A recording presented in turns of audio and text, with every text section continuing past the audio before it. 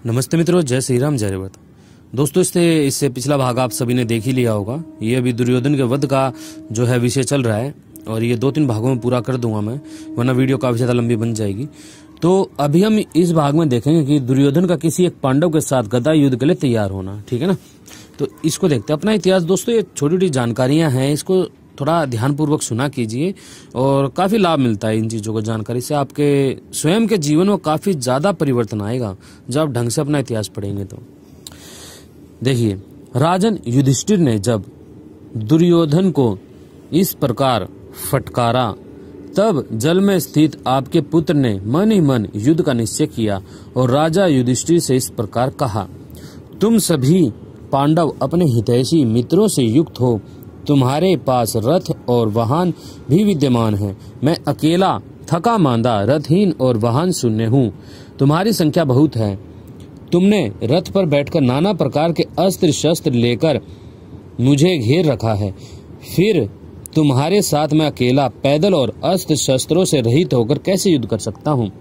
युधिष्ठिर, तुम लोग एक एक करके मुझसे युद्ध करो। युद्ध में बहुत से वीरों के साथ किसी एक को लड़ने के लिए विवश करना न्यायोचित नहीं है, विशेषतः उस अवस्था में जिसके शरीर पर कवच ना हो, जो थका मांदा, आपत्ति में पड़ा और अत्यंत घायल हो, एवं जिसके वाहन और सैनिक भी थक गए हों, उसे युद्ध के लिए विवश करना न्यायसंगत नहीं है। राजन, मुझे ना तो तुमसे, ना कुंती के पुत्र भीमसेन से, ना अर्जुन से, ना श्री कृष्ण से अथवा पांचालों से ही कोई भय है। नकुल, सहदेव, सात्यकी तथा अन्य जो तुम्हारे सैनिक हैं, उनसे भी मैं नहीं डरता। युद्ध में कुपित होकर खड़ा होने पर मैं अकेला ही तुम सब लोगों को आगे बढ़ने से रोक दूंगा। परजेश्वर, साधु पुरुषों की कीर्ति का मूल कारण धर्म ही है। मैं यहाँ उस धर्म और कीर्ति का पालन करता हुआ ही यह बात कह रहा हूँ। आज मैं उठकर अस्त्र शस्त्र और रथ से हीन होकर भी घोड़ों और रथ पर चढ़कर आए हुए तुम सब लोगों के साथ रणभूमि में युद्ध करूंगा। राजन, मैं भाइयों सहित तुम्हारा वध करके उत्तीर्ण हो जाऊंगा। राजा दुर्योधन इतना कहकर चुप हो गया। अब युधिष्ठिर बोले, सुयोधन, सौभाग्य की बात है कि तुम भी धर्म को जानते हो। महाभाव, यहाँ पर काफी मतलब कि धर्म को वैसे काफी दुष्ट प्रकृति का था, उसके मुंह से थोड़ी सी ऐसी बातें सुनना थोड़ा सा अचंभित करने वाली थी, ठीक है ना। सुयोधन, सौभाग्य की बात है कि तुम भी धर्म को जानते हो। महाभाव, यह जानकर प्रसन्नता हुई कि अभी तुम्हारा विचार युद्ध करने का ही है। कुरुनंदन, तुम शूरवीर हो और युद्ध करना जानते हो, यह हर्ष और सौभाग्य की बात है। तुम युद्ध भूमि में अकेले ही एक एक के साथ भिड़कर हम सब लोगों से युद्ध करना चाहते हो, तो ऐसा ही सही, जो हथियार तुम्हें पसंद हो उसी को लेकर हम लोगों में से एक एक के साथ युद्ध करो। हम सब लोग दर्शक बनकर खड़े रहेंगे। वीर, मैं स्वयं ही पुनः तुम्हें यह अभीष्ट वर देता हूँ। हम में से एक का भी वध कर देने पर सारा राज्य तुम्हारा हो जाएगा, अथवा यदि तुम ही मारे गए तो स्वर्गलोक प्राप्त करोगे। दुर्योधन बोला, राजन, यदि ऐसी बात है तो इस महायुद्ध में मेरे साथ लड़ने के लिए आज किसी भी एक शूरवीर को दे दो, और तुम्हारी सम्मति के अनुसार हथियारों में से मैंने एकमात्र इस गदा का ही वर्ण किया है। दरअसल गदा का वर्ण इसलिए किया क्योंकि जो दुर्योधन का अभ्यास था ना दोस्तों, वो भीम से भी अधिक था, काफी ज्यादा अभ्यास था, तो उसमें हराना बड़ा ही कठिन था। इतने आसानी से कोई हरा नहीं सकता था, भीम भी नहीं हरा सकता था उसको। तुम में से कोई भी एक वीर जो मुझ अकेले को जीत सकने का अभिमान रखता हो, वह युद्ध भूमि में पैदल ही गदा द्वारा मेरे साथ युद्ध करे।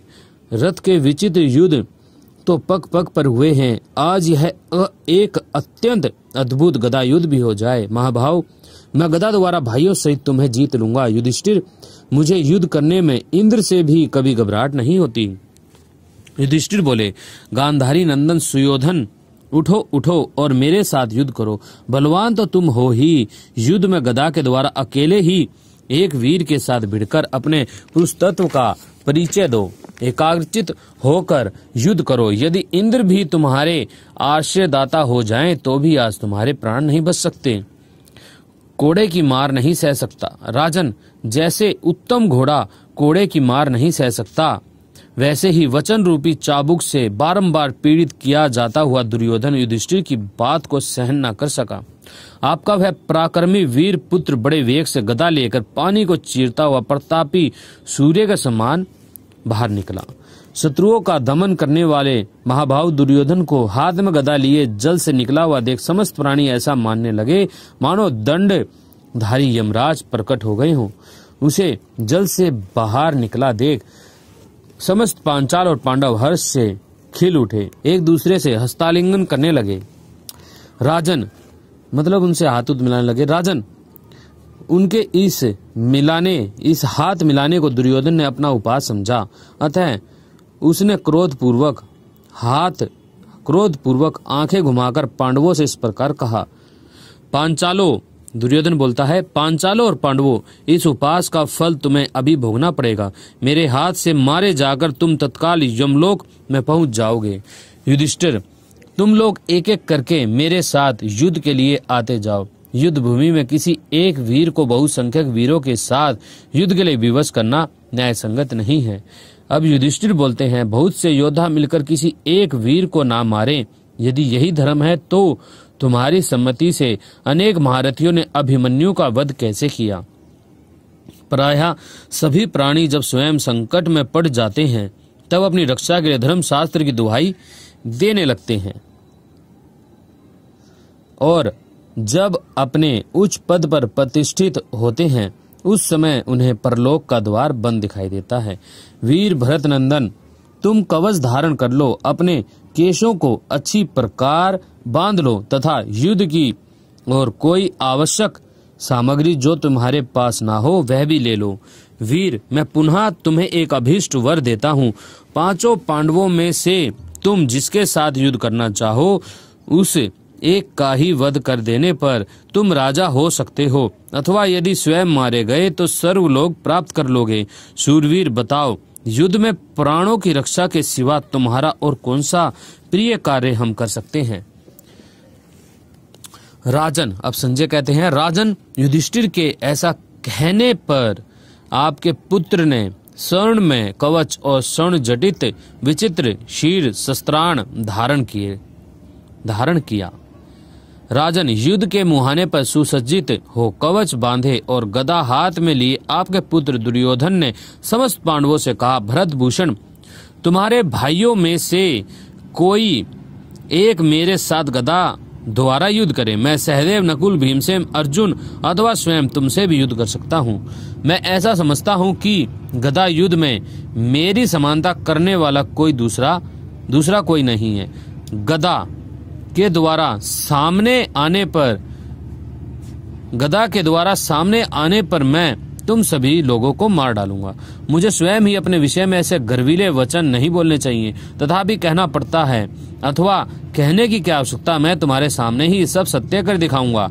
मेरा वचन सत्य है या मिथ्या यह इसी मुहूर्त में स्पष्ट हो जाएगा। आज मेरे साथ युद्ध करने को जो भी उद्यत हो वह गदा उठाए। अभी यहाँ तक का भाग खत्म हुआ। अब अगले भाग में आप देखेंगे श्री कृष्ण का युधिष्ठिर को फटकारना, भीम की प्रशंसा, भीम और दुर्योधन का वाग्य युद्ध। ठीक है ना। अब अगली जो वीडियो काफी ज्यादा महत्वपूर्ण, आपको पता चलेगा कि दुर्योधन कितना बलशाली था। तो ठीक है जी, नमस्ते, जय श्री राम, जय रेवत।